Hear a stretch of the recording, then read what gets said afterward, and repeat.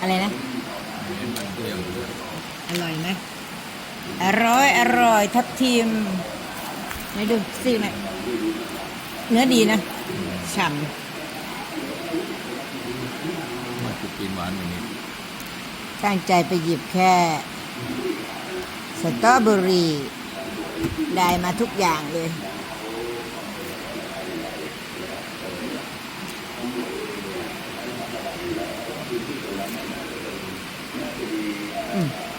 ว่ามันนุ่มดิ เม็ดมันนุ่ม เม็ดนุ่ม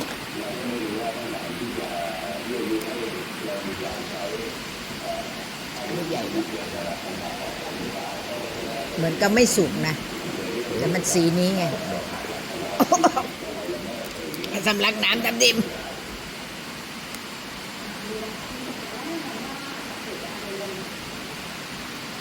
ทับทิมจ้า